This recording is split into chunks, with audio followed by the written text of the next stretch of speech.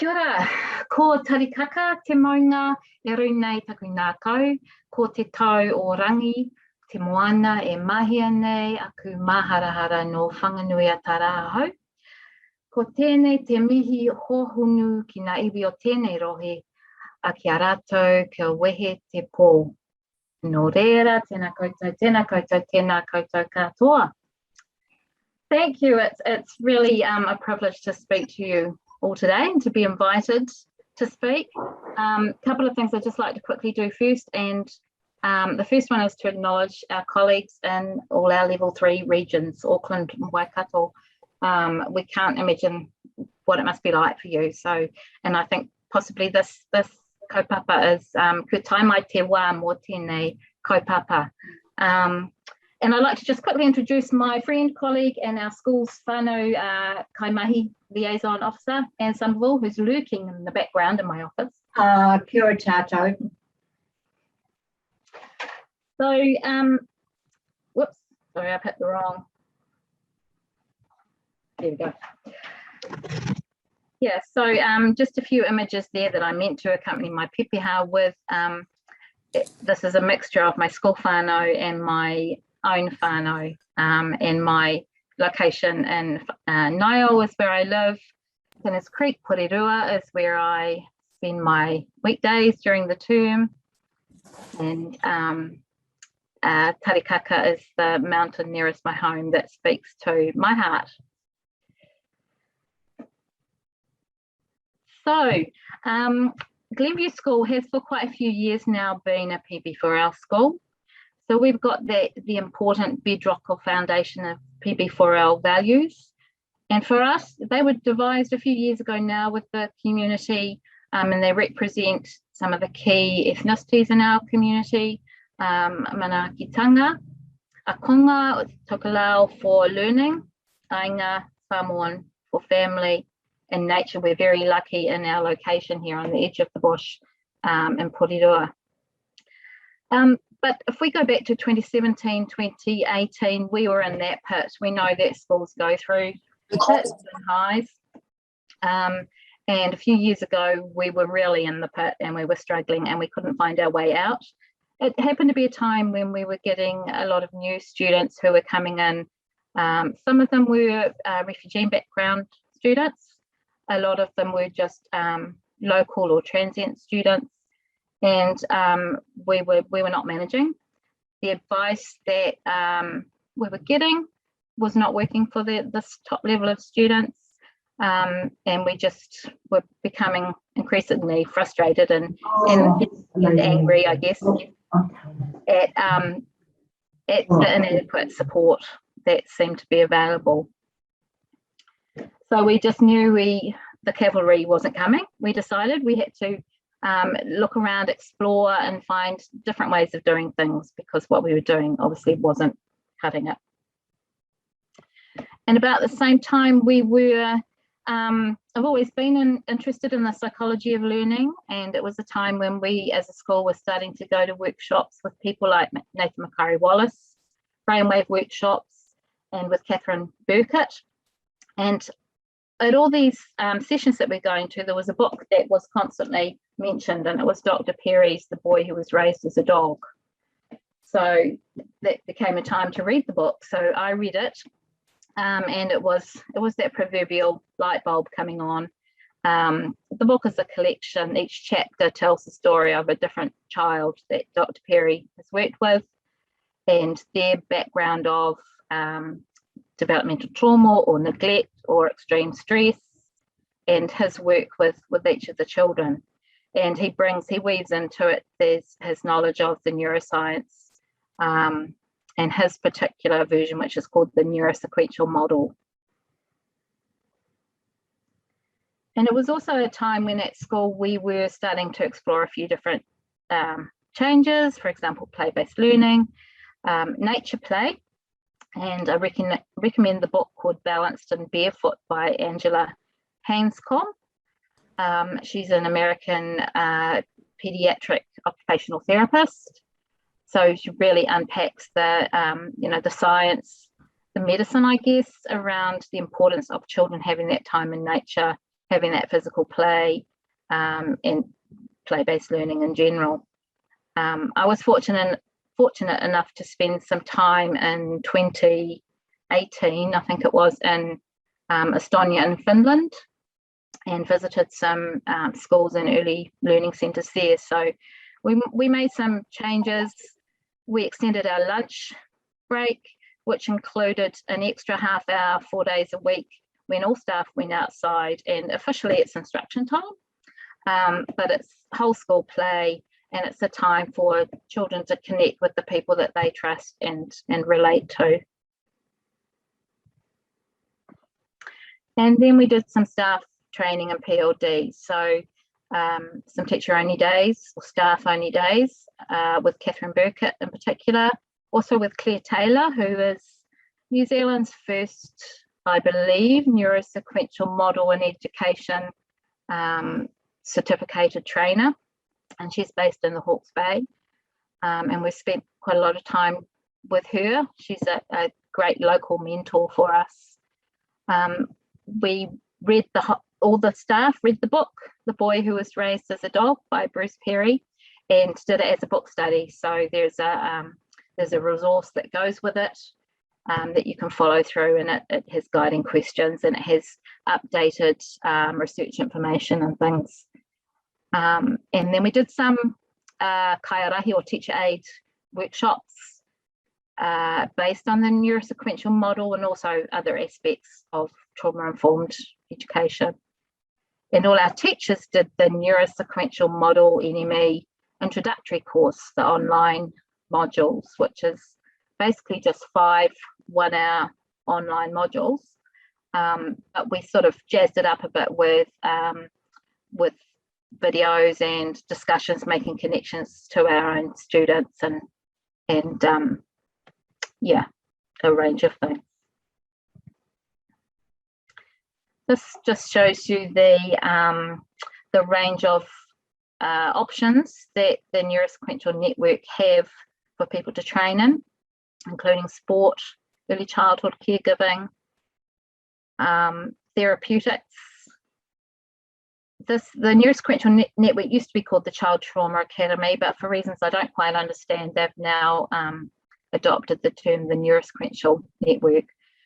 So the neurosequential, of course, relates to the neurosequential, the sequential way in which the brain is organised, and the way in which it develops, the way in which it processes, and the way in which it heals.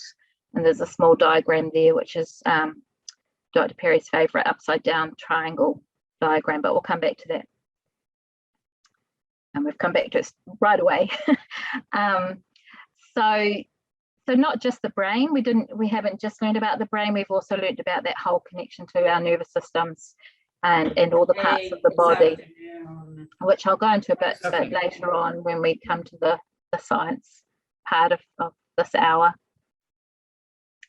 So some of the key changes following all of this work, first of all, and probably most important, was what was going on in the teachers' own minds and brains. So their knowledge, their understanding, their awareness of both what was going on for themselves and for their children. So the fact that they began to really fully understand that when a child is in distress, when they're having a meltdown, when they're showing inappropriate, violent behaviour, it's not a sign of teacher weakness or poor behaviour management. The fact that the behaviourist model, which I have to say PB4L being based on the American PBIS, is a very behaviourist model. But for many of our children, the punishments and rewards and consequences of such a model will not change their behaviours, not the children who are most in need. We learned that teacher mood is infectious, that it's important to take care of, for teachers to take care of themselves, for leaders to take care of teachers, so that they can be in the best possible space when they're in the classroom, emotionally, mentally, physically. We learned that inappropriate behaviour can result from triggers we don't even understand. So for some children who might have had some trauma or abuse in their lives, there may be triggers that speak to their low parts of their brain, sensory input related to perhaps sound or smell, or the tone of a teacher's voice that we may not understand, but it may trigger distress for that child. We learned, and this took a long time, the next one, and really I've only been really grasping it recently, that co-regulation before self-regulation needs to come before learning or making good choices. And the part for me that really just begun to understand more recently is the co-regulation. So co-regulation is a trusted person, usually in a school environment, an adult, will support a child. The child needs to trust and feel safe with that person to calm down, to bring themselves back to a state of equilibrium. And there might be certain strategies that are used together, but it's really that connection that will calm and heal the child. We have been doing some social and emotional learning curriculum lessons in our senior school. So we've worked quite a lot on children learning to recognise and communicate their emotions, to be aware of what is happening in their body when they are experiencing intense emotions, and then self-regulation strategies to calm themselves down. But for some children, that self-regulation part is really, really difficult. And for some children, it can take years of co-regulation before they can manage to do it on their own. So, I can think back a year or so ago when I might be working with a child who'd had some difficulties, and he'd calm down, he'd be in this space ready to have a good conversation in his green brain, as we sometimes call it. But he'd say, it's too hard. I can't do it. When I get angry, I can't do the breathing exercises that you taught me, or I can't do such and such. And at that point, I was thinking, well, I've got to keep on searching for some more strategies, some more little techniques in the classroom that he can use. But now really, I realised that for this particular child, it needed a whole lot of co-regulation before getting to that self-regulation. Unfortunately, this child has moved. He's uplifted by oranga tamariki again. So transient child that's going to find it really hard to be in a space where he has enough time to co-regulate with trusted adults before he can learn to self-regulate. So, and I've talked about teacher self-care. So ensuring that they can take a break if they need to, that sometimes we need to modify the curriculum content and slow down. And these things can be an investment and not an example of teacher laziness or failure necessarily. And then for leaders, I'll try and move my panel out the way. Of course, teacher wellbeing is very important, but for us as leaders, we need to put on our own oxygen masks first and find ways to take care of ourselves. And I realise for those of you principals in level 3 at the moment, this is possibly quite hard to hear because of the such context that you're in. But we mihi to you and we just say, do what you can to switch off at the end of the day, at lunchtime and the weekends, and take care of yourselves. We learn as leaders in the school that fewer negative consequences actually equate to better behaviour. Punishment doesn't cut it. That curriculum and the school day must include lots of opportunities for, first of all, relationship building and for play, and for music and rhythmic activities. That teacher aides can provide an invaluable investment in terms of relational safety, sense of belonging and co-regulation, particularly if you have a group of teacher aides that represent the ethnicities of your children in whānau. A safe place in the school can reduce playground aggression. So I happen to have a sofa outside my office that in the past children know that if they're upset they can head there, they can sob there, and sometimes they might be mouthing off, but they know that it's somewhere that they can be safe and calm down. And then finally, restoratives are still important, but they need to be at the right time. So there's an Australian educator who's done a lot of work in Indigenous communities in Australia, Chris Sarah, I think is his name, and he talks about high expectation relationships.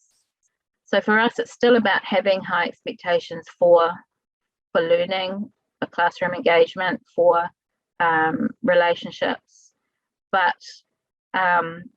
it's around recognising where the child is at, what state they're in any particular time.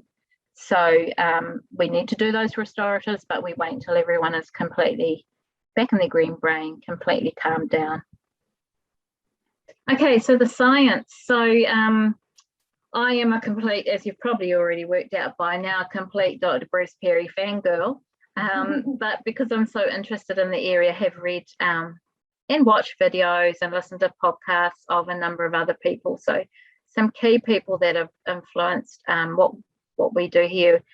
One would be Dr. Stephen Porges and his polyvagal theory. Another, Dr. Mona Delahooke, and she's written a book called Beyond Behaviour, which is interesting from the neuroscience point of view, but also she has a section about autism in there, and she has a section about play-based learning in there. So it's a great book for educators. Bessel van der Kolk wrote a book called The Body Keeps the Score, and there's a few other people there that I've just popped down that have been influential. And I'll come back to some more resources at the end.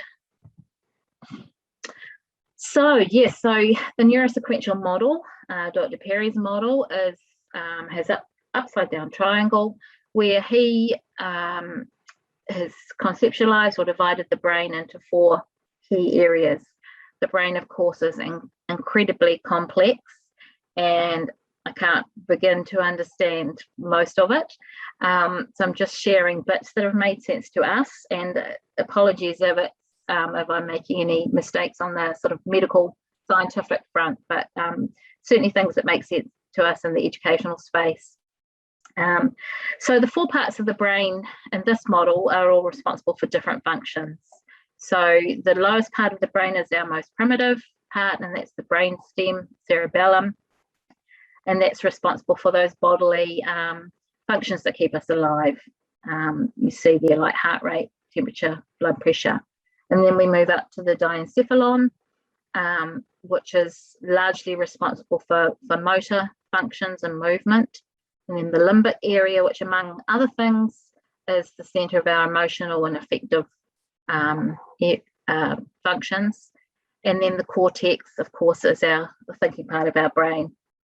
Prefrontal or neocortex supports us with our abstract thought, our making choices, our problem solving, etc. So information comes into the lower parts of the brain and then is processed on different levels. So, for example, if we have an experience where information is coming into our brain that is hostile, so perhaps we're having an argument, a fight with a colleague or a family member, the brain tells the body to, at the lowest level, to increase the heart rate. So it's that going into that fight or flight response. And then at the further up, it's a case of a change in body posture. So again, preparing the body for fight or flight. And then in the limbic area, we feel those emotions of frustration and anger. And then the brain tells us the words to use in terms of that sort of cortical area. And of course, if we are dysregulated in those lower parts of the brain, we're not going to make good choices. We're not going to choose good words or actions in the higher parts of the brain. I've just got my notes here for the scientific bits because it's a little bit more complex. So this is the multi-level processing that Bruce Perry talks about. Sometimes we can act on information before we've had time to process it in the cortex.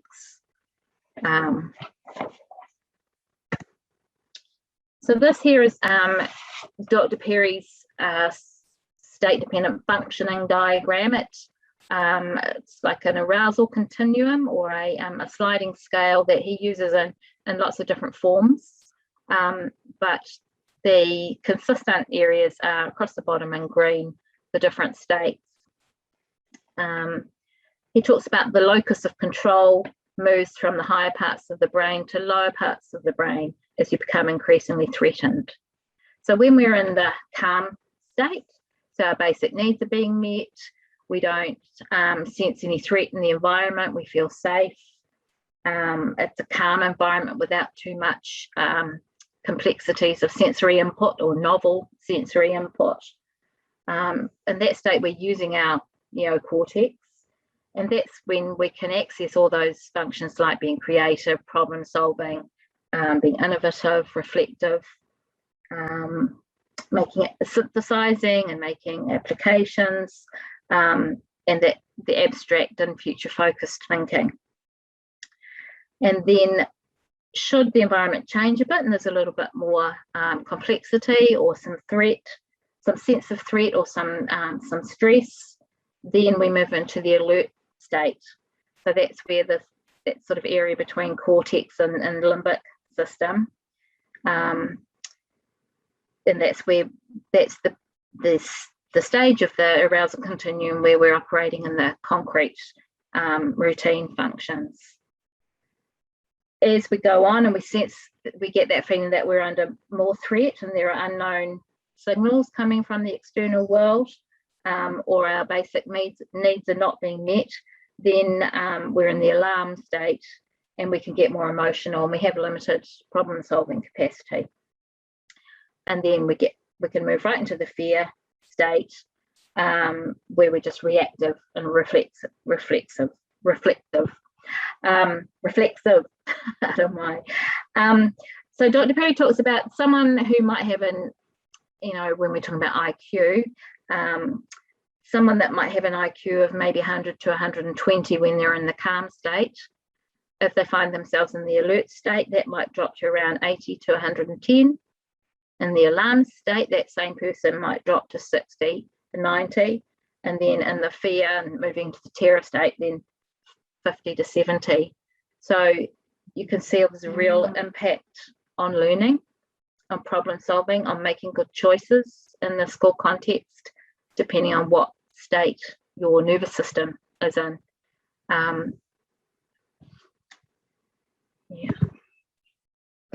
And then certainly within the neurosequential model of education, this sequence of engagement is a key tool, a key concept to understand. So we can't reason until we feel relationally safe. We can't feel safe, relationally safe, until we have physically regulated our body. So if we're working with children that are quite dysregulated, the importance of things like rhythm, rhythmic activities, rhythmic sports, singing, dancing, drumming is really important. Also any somatosensory activities, so that somatic activities relate to the sensations of the body, whether it's touch, massage, vibration, is really important as well. We're a bit limited in the school environment in terms of what we can do with things such as massage. And then the next step is those relationships and that co-regulation. So children knowing that they've got someone safe that they can go to, that they trust when they feel they need to regulate. And this is just a slide around the reason why the somatosensory input and the rhythm and the pattern, the repetitive activities are so important. If we think about learning being a case of repeatedly forming associations between different things. In our mother's womb, we form strong associations for 8-9 months. Also between the sound, the feel and the vibration of her heart and all the internal systems pumping fluids around her body, and that sense of safety. So we weren't cold, we weren't hungry, we weren't thirsty, our primary needs were met. So we built up that strong association that when we're safe, we're satisfied, everything is fine. There's that association with rhythm, and that's the sort of theory behind the idea that rhythmic activities can calm us, can regulate us, can restore that equilibrium. And I've just got in there a few activities that may or may not happen in a school setting, kapahaka, PE type activities, and it's that lower part of the brain and the brainstem and diencephalon that need to be attended first before we can access our cortex, our thinking part of our brain. Just keeping an eye on the time here. Someone else that has had an impact, as I mentioned, is Stephen Porges and his polyvagal theory. So the vagus nerve, I don't know if you can see in this diagram here, but the vagus nerve is our chief nerve that runs from our brainstem right through our body, connecting all the vital organs. And there's been quite a bit, I think, recently in just mainstream media about that vagal connection between the brain, the gut, heart health. And I think, I find personally, the more I find out about it, it's fascinating. And Dr. Porges also writes quite a bit or talks quite a bit about autism and, and the place of the polyvagal theory, the vagus nerve, and that. So he coined the term neurosequential, which is the process by which the nervous system is consistently scanning the environment for threat. And I mentioned before, sometimes that neuroception doesn't necessarily happen on a cognitive level, it can happen on a neurophysiological level. If we're constantly scanning for threat, there is no bandwidth left for learning. And our autonomic nervous system is hierarchically organised. Our level of sense of safety determines which part is activated. So here's a diagram, just actually a quick cut and paste off Google. So there's the polyvagal nerve running down the centre there, and on the right we have the sympathetic nervous system. So this is our fight or flight response when we sense danger and threat, and all the bodily organs and some of their functions that come into play when we feel our body is under attack, when we feel we're not safe. And then on the other hand, we have the parasympathetic nervous system, which is responsible for bringing back that sense of equilibrium and balance and safety. And again, what's happening with those organs when the parasympathetic nervous system comes into play. And I believe that when we breathe, breath work, when we breathe in, that's the sympathetic nervous system, but when we breathe out, that's the parasympathetic nervous system restoring the sense of calmness to us, which is why they often say it's important that the breath out is much longer than the breath in when we're trying to calm ourselves or someone else. And so Stephen Porges talks about these three key responses. So starting, if we're reading from the bottom up, the immobilize response is that complete shutdown, that dissociation. It's our most primitive response. We share this with reptiles, and it's when we have no other options, when we don't feel we can flee, when we don't feel we can fight. The freeze response is activated by the dorsal part of our vagus nerve. And then moving up, the mobilized response, of course, is the fight or flight response. And that's something a child in a classroom, as I said before, there may be triggers that we don't even understand that may trigger the child into a mobilized response.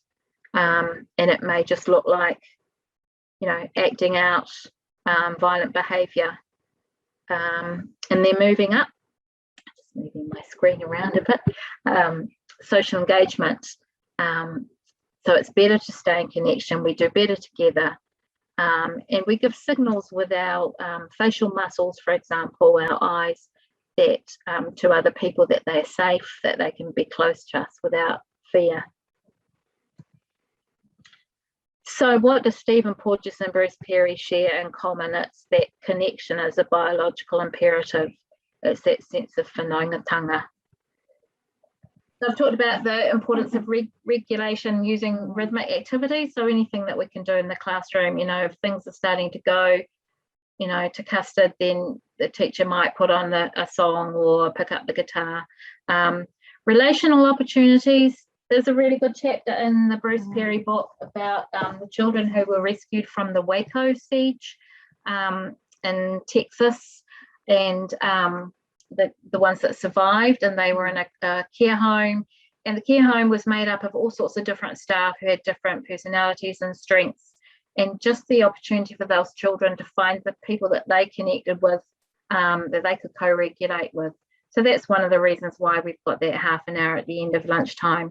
All our staff are out there for children to connect with. Talked about the importance of teacher self-care. One thing that we do is we offer like a tag in, tag out system. So all teachers have these in their classroom or on a lanyard. And if they're just getting a bit stressed, a bit into their red brain, then they can just show this to someone else, whether it's the person next door or teacher aide, or send to me. And they can just take time, go and get a drink, or go and stare at the hills or something. The interesting thing is teachers are not really using this anymore. I think just the fact that they know it's there, and if they need to, they could use it, I think makes a big difference. I've talked about our social and emotional learning opportunities. It's a little bit in there around, we haven't done it, but I've seen examples of schools overseas where they've done a lot of work in science and statistics around taking their own heartbeat, and just sort of being aware and evaluating at what times and what states the heartbeat goes up and what helps to bring it back down again. We've had a nurture group in our school, which is it's actually introduced by our Scottish friend Claire Taylor from the Hawke's Bay, introduced to us. So it's based on some practices that they do in the UK, but we adapted it to our environment. So we identified about 8 to 10 students that we felt could really do with that first hour of the morning when they arrive at school, having breakfast, but having those relationships with the key teacher aides that they really connect with, learning some social skills, doing some physical things. We had a bit of dog therapy brought in there as well. We're not actually doing it this year either, because we feel there's not the same need as there was last year, but we're rolling the concept out through our kahuiako now as well. And I think I'm not going to have time, but I want to talk a little bit about, of course, most importantly, about the context in New Zealand. A couple of years ago, we had a public health nurse, I think it was, say to us, well, this is all very well what you're doing, but it comes from the States. Is it really suitable for our children in Aotearoa, New Zealand? And we answered that with, you know, the brain is the brain, the science is the science, but it did sit uncomfortably with me for a while. So then as a school, we worked together, and particularly with the support of our DP, who's fluent in Israel and well steeped in his in Te Ao Māori, developed our own framework, which we've called Te Aiotanga, couched within Te Whare Tapawha. We have Sir Mason Jury's blessing to use that.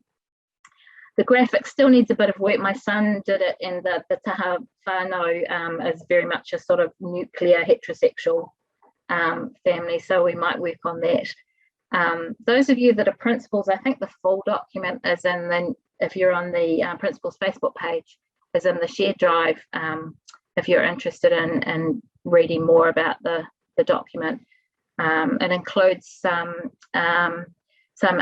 input that we've picked up along through our reading from Lynda Knight-de Blois, and a few other people as well. So really what I want to say though is if a school is doing these 3 aspects, whanaungatanga, manaakitanga and tikanga really well, sincerely, then really we're catering for our trauma-informed practice. We're hitting the mark. But I think that the key is doing it sincerely and in a really integrated way, so that children's mana is always enhanced and not threatened in any way. Just before I come to the resources, how are we going for time? Oh, we've got a few more minutes. This is Dr. Perry's most recent book, What Happened to You. Some of you might have read it, co-authored with Oprah Winfrey, which is actually a sort of, I've wondered at first how it would work, but I think it's done in quite a conversational style, and she shares her own story as well. I really recommend it because it unpacks a lot of the science in an accessible way. But in here, there's a chapter called Relational Hunger in the Modern World, and he starts it with his experience in New Zealand. So 25 years ago, he was asked to come and speak in New Zealand by Robin Fancourt, actually, who set up the Brainwave Trust. And he said, I'll only come if I can spend some time with Māori, with your Indigenous people. And so he spent a few days up north, we think, somewhere near Whangarei, not exactly sure. And he spent time with Kaumatua, and he had an awakening there. So after years of being a child psychiatrist, neuroscience expert, it was his experience there around, particularly around whanaungatanga, or connection for healing, that really impressed upon him. And he's actually said to us that it was the genesis of his neurosequential model, and the relational part in particular. So that's quite exciting. So I recommend this book, and particularly that section. So just quickly before we go to questions, so resources that I recommend, definitely anything by Bruce Perry. There's videos. There's quite a recent video series on YouTube called Stress, Trauma and the Brain, which is particularly for educators. Talked about Stephen Porges, Mona Delahock, Van der Kolk, few others there. Student Ablon wrote this book, Changeable, which has particular focus on children will make good choices if they can, and the focus should be on collaborative problem solving, and that whole, they can't make the choices, so why the positive, negative consequences. Nadine Burke-Harris is famous for adverse childhood experiences and who work there, ACEs. There's some great Facebook groups, including Trauma Informed Educators New Zealand, which has about 625 people. And I mentioned Angela Hanscom. So finally, I just, I try and wave the flag for pre-service training and in-service training for teachers, because if the brain is the organ for learning, then why are we not brain experts? Everything is a big ask, but this should be a key part of all of our training.